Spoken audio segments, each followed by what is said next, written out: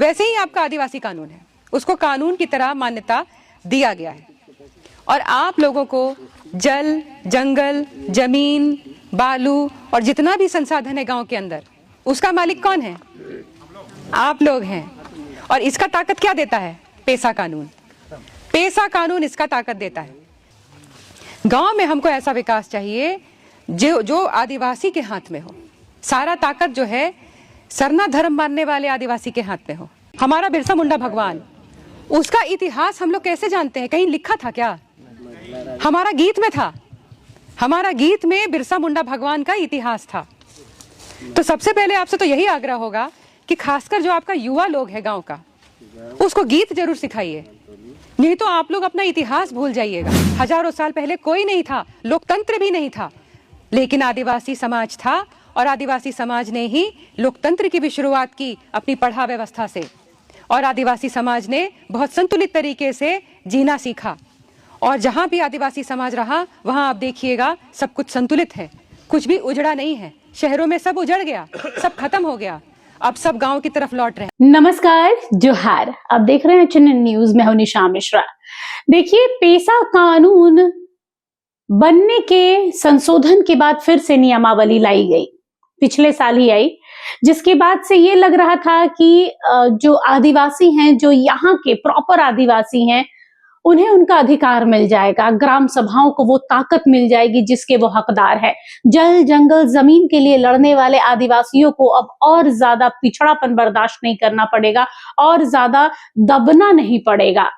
लेकिन अभी भी कई एक जगह है जहां पर ग्राम सभा की जो नियम है, कानून है, पेशा कानून के अकॉर्डिंग देखा जाए तो वहां पर वो नियम कानून ठीक से पालन नहीं किए जा रहे हैं। इसके अलावा जो पेशा कानून या ग्राम सभा के जो नियम होते हैं, उसमें एक एक्चुअल आदिवासी, जो सही मायने में आदिवासी है, वही वहां का देख रेख करने वाला होता है। एक तरह से मुखिया समझ लीजिए, करता धरता वही होता है। लेकिन इन दिनों झारखंड में जो मूल रूप से जो आदिवासी हैं, जो एक्चुअल आदिवासी है, उनका जगह धर्मांतरित आदिवासी ले रहे हैं। और यही कारण है कि अब आदिवासियों के बीच एक नई क्रांति, नए उलगुलान को पैदा कर रहा है। बीते दिनों खूंटी पहुंची थी निशा उरांव, IRS ऑफिसर। वहां पर उनका जमकर विरोध किया गया। ये कहा गया कि वो आदिवासियों में बंटवारा करना चाह रही हैं, वो हमारे समाज का बंटवारा करना चाह रही हैं, वो सरना सनातन को एक बता रही हैं, और जमकर विरोध किया गया था। जिसके बाद निशा उरांव भी पीछे हटने वाली नहीं है, क्योंकि पढ़ी लिखी महिला है, आज के दौर की महिलाएं IRS ऑफिसर हैं, वो जानती हैं कि आज भी आदिवासी समाज में शिक्षा का अभाव है। और यही कारण है कि आज धर्मांतरित लोग, बाहरी लोग, मिशनरीज के लोग उन्हें बहला रहे हैं, फुसला रहे हैं, धर्मांतरण की ओर ले जा रहे हैं। और उसके बाद पेशा कानून की जो नियमावली है, उसकी तो धज्जियां उड़ रही है। ग्राम सभा में भी जो सही मायने में आदिवासी हैं, जो आदिवासियत को बचाना चाह रहे हैं, जल जंगल जमीन को बचाना चाह रहे हैं, उनकी पकड़ नहीं है, बल्कि धर्मांतरितों का पकड़ है। एक बार सुनते हैं इस कार्यक्रम में निशा उरांव ने आदिवासियों की आंख खोलने के लिए क्या कहा है। आज बात हो रही थी हमारे ग्राम सभा के बारे में, ग्राम सभा के बारे में, और जो हमारा हाथू मुंडा है, पाहन है, पैन भरा है, महतो है, पढ़ा राजा है, उन सब के बारे में भी बात हो रही थी। और आपका खूंटी जिला से ही एक पारंपरिक उलगुलान का शुरुआत हुआ है। क्या आप इसके बारे में जानते हैं? नहीं जानते हैं, लेकिन आज उसी का जानकारी आपको देने के लिए यहाँ बुलाया गया है। तो ये पारंपरिक उलगुलान क्या है? नाम से कैसा लगता है? परंपरा के लिए उलगुलान। जो बिरसा मुंडा भगवान उलगुलान किए थे, वो अंग्रेज के खिलाफ किए थे ना, धर्म बचाने के लिए, जमीन बचाने के लिए बिरसा मुंडा भगवान उलगुलान किए थे हजारों, मतलब कई साल पहले, सदियों पहले। आज हम लोग दोबारा उलगुलान क्यों कर रहे हैं? उसी धर्म के लिए, उसी परंपरा के लिए आज हम लोग दोबारा उलगुलान कर रहे हैं। क्यों? क्योंकि कई गांव में ग्राम सभा तो है और उसके पदाधिकारी भी हैं, लेकिन पूरा काम जो है ठीक तरीके से नहीं हो रहा है। मतलब आपका जो हाथू मुंडा है, पाहन है, पैन भरा है, वो आपके समाज का रीति रिवाज, समाज का परंपरा और आस्था को संचालन करने के लिए, उसको बनाए रखने के लिए, वही उसका जिम्मेदारी होता है ना। मकानों की संख्या। तो एक हाथू मुंडा का क्या क्या जिम्मेदारी है बताइएगा? सामाजिक जिम्मेदारी है, और धार्मिक जिम्मेदारी भी है, दोनों है। सामाजिक जिम्मेदारी तो सबको पता है, जन्म मृत्यु इस तरह का जो भी घटनाएं हुए हैं, कोई भी झगड़ा हुआ है गांव में, जमीन का झगड़ा या परिवार का झगड़ा, या कोई भी योजना के बारे में भी उससे लोग बात करना चाहते हैं। और धार्मिक उसका जिम्मेदारी क्या है, जितना भी सरना धर्म, पूजा पाठ, जत्रा है, उसको मूल रूप में आयोजन कौन करता है? हाथू मुंडा करता है ना। तो आपका जैसे पूजा पाठ में आपका क्या क्या आ गया, हड़गड़ी आ गया, आपका देवी पूजा हो गया, सरना पूजा, डांगड़ी पूजा, इस सब का मूल रूप में आयोजन कराने का जिम्मेदारी भी तो हाथू मुंडा के ऊपर है। पाहन तो पूजा करेगा, लेकिन आयोजन तो हाथू मुंडा कराएगा। और अगर हाथू मुंडा धर्मांतरित हो गया है तो क्या वो अपना धार्मिक जिम्मेदारी निभाएगा? नहीं निभाएगा ना। तो ये तो कई गांव में हो रहा है कि धार्मिक जिम्मेदारी आपका जो है, अगर धर्मांतरित आदिवासी आ गया है तो नहीं निभा पा रहा है। तो आज उसी के बारे में हम लोग चर्चा कर रहे हैं। पहले तो पेशा समझिए क्या है। ये जो आपका गांव है, ये पेशा क्षेत्र में आता है, ये सामान्य क्षेत्र नहीं है। पेशा क्षेत्र में आपको विशेष अधिकार दिया गया है। विशेष अधिकार क्या है? जो आपका पारंपरिक कानून है वही कानून है, समझ गए? ये आपका विशेष अधिकार है। आपके गांव में जो पारंपरिक कानून है उसको कानून ही माना गया है। जैसे राज्य कानून है वैसे ही आपका आदिवासी कानून है, उसको कानून की तरह मान्यता दिया गया है।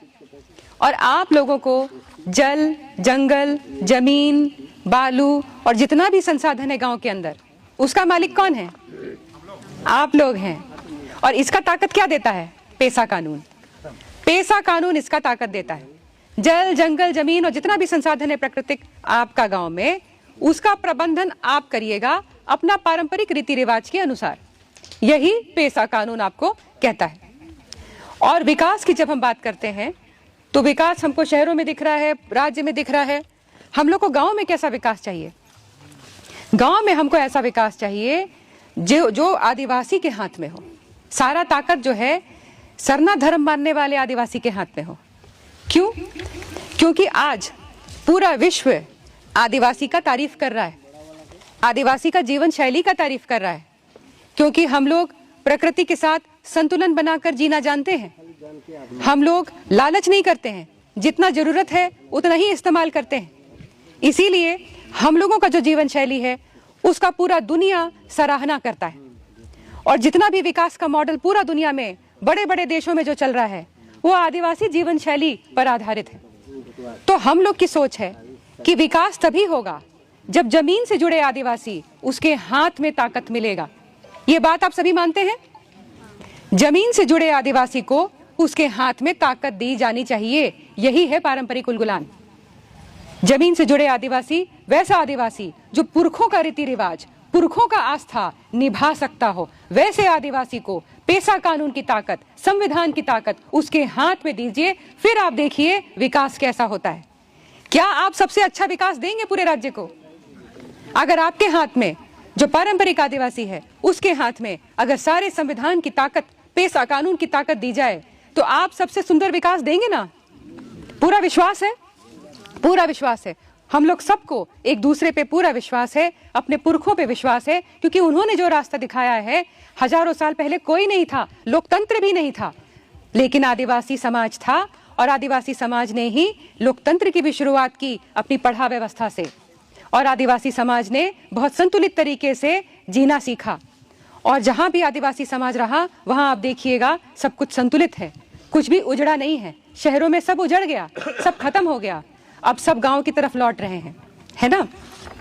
और उसी तरह से जो हम लोग अभी बात कर रहे थे कि पारंपरिक पद पर यही याद रखना है कि जितना भी पारंपरिक पद है, अभी पैन भरा का क्या काम है? पाहन का मदद करना, ठीक है, पानी भर के लाना, पाहन का मदद करना, ये पैन भरा का काम है। क्या कोई धर्मांतरित आदिवासी इस काम को कर सकता है? अच्छा, आपका पाहन का बात करते हैं। जो आपका पाहन है उसका तो केवल धर्म का काम है, पूजा करने का काम है।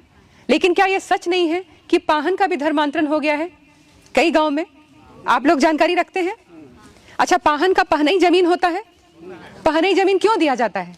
धर्म का काम के लिए, खेती के लिए, ताकि वो जो धर्म का काम है उसको आगे बढ़ा सके, इसीलिए पहनई जमीन दिया जाता है।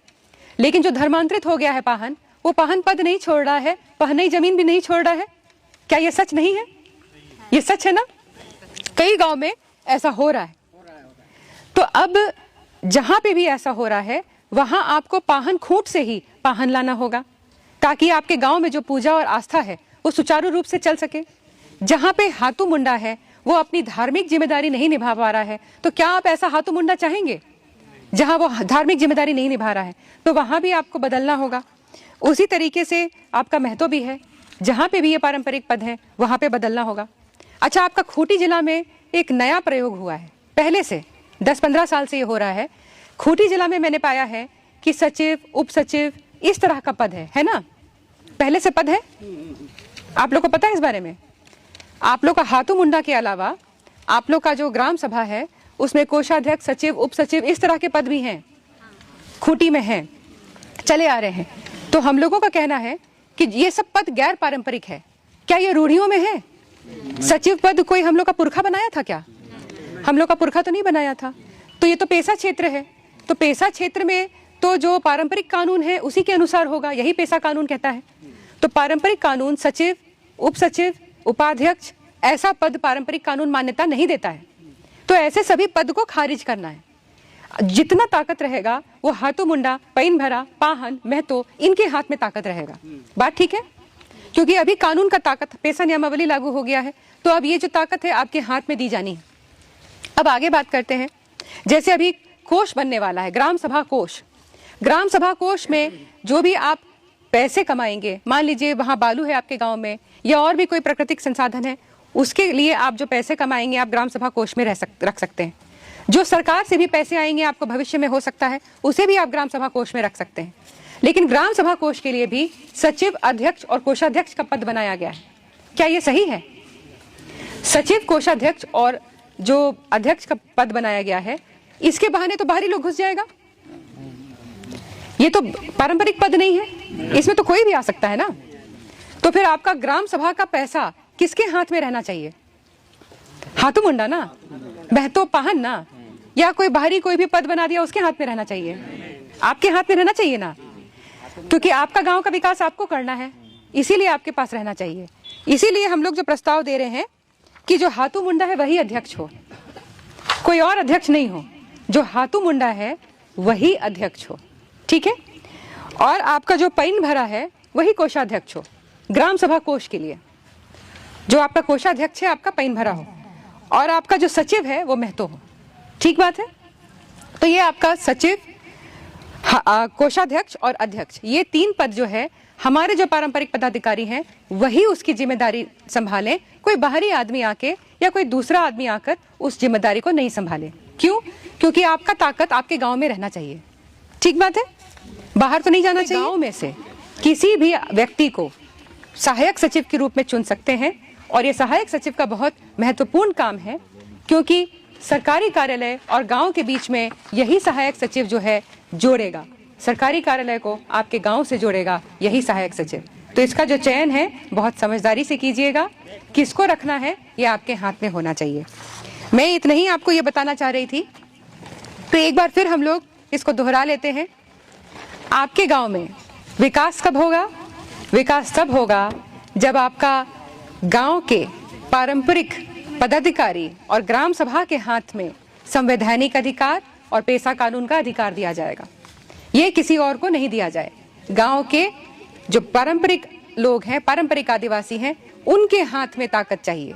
हम लोग यही मांग रख रहे हैं, और हम लोग मांग रख रहे हैं कि जहां भी हाथू मुंडा अगर वो धर्मांतरित आदिवासी आ गया है तो आप समझ जाएंगे कि वो आपका धार्मिक जिम्मेदारी नहीं निभा पाएगा।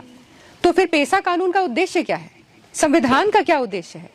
संविधान, पेशा कानून सब आपको कहता है कि आपको अपना पारंपरिक विरासत का रक्षा करना है। लेकिन अगर आपका धर्म नहीं बचेगा तो पारंपरिक विरासत बचेगा क्या? नहीं बचेगा। तो अगर आपको सामाजिक प्रथा के साथ धार्मिक प्रथा को भी बचाना है, दोनों को बचाना है, ऐसे में जो हाथू मुंडा आप रखना चाहेंगे वो आपका धार्मिक जिम्मेदारी भी निभा पाए, ऐसा आदमी रखिएगा। जो विषय पे हम बात कर रहे हैं, पहला प्रस्ताव जो होगा, एक प्रस्ताव है कि हाथू मुंडा जहां पे धर्मांतरित है या कोई और अन्य पदाधिकारी धर्मांतरित है तो उसको ग्राम सभा अपने प्रस्ताव से कैसे हटाएगा। तो इसमें नियम कानून लिखा है, इसमें कोर्ट केस का भी जिक्र है। Court case, supreme court, high court, उस केस उसका जिक्र है, पेशा कानून का जिक्र है, संविधान का कानून का जिक्र है, ताकि आप लोग कानून के एकदम सही हो। कानून से गलत नहीं होना है ना, हम लोग को कानून में गलती नहीं होना चाहिए, क्योंकि हम लोग बिरसा भगवान की तरह लड़ेंगे, लेकिन तीर धनुष से नहीं, हम लोग कानून से लड़ेंगे। तीर धनुष से नहीं लड़ना है, कानून से लड़ना है। देखिए, निशा उरांव के इस वीडियो के बाद भी, इस भाषण के बाद भी कई लोग उन पर उंगली उठाएंगे, पर निशा उरांव तो निशा उरांव है, कहाँ मानने वाली हैं। उनका भी मानना है कि जब तक आदिवासियों को मैं मजबूत, सशक्त, अपना अधिकार, उनका जो एक्चुअल अधिकार है उन्हें ना दिला दूं, तब तक शांति से बैठने वाली नहीं हूं। खूंटी को लेकर उन्होंने इस बार भी बातचीत की है। खूंटी में कहां कहां नजरअंदाज किया जा रहा है, गैर जो आदिवासी हैं, जो खास तौर पर गैर आदिवासी के साथ साथ जो धनमांत्रित आदिवासी हैं, उनका जो कब्जा है, उससे ये आंखें खोलने का प्रयास कर रही है कि भाई जो हमारे संस्कृति है, हमारी सभ्यता है, उसको धनमांत्रित किया हुआ व्यक्ति नहीं चला सकता। हमारे बीच का ही कोई आदिवासी है जो पुरखा है, पुराना है, जो पाहन है, जो परंपरा से आते हुए आज कई डेकेड जिसको कह सकते हैं, कई दशक से जो परिवार आज पाहन का काम कर रहा है, उसके परिवार का पाहन होना चाहिए, ना कि कोई धनमांतरण किया हुआ व्यक्ति पाहन बन जाए या सचिव बन जाए या मुखिया बन जाए, अध्यक्ष बन जाए। ऐसा नहीं होना चाहिए, बल्कि हमारे बीच से ही कोई होना चाहिए जो हमारे रीति रिवाज को जानता है, हमारी संस्कृति को जानता है, हमारी सभ्यता को जानता है, और इसी को लेकर गांव के लोगों को वो सजग और जागरूक कर रही थी। फिलहाल के लिए बस इतना ही। देखते हैं निशा उरांव के इस भाषण के बाद आदिवासी समाज की ओर से क्या प्रतिक्रिया आती है। नमस्कार, जोहार।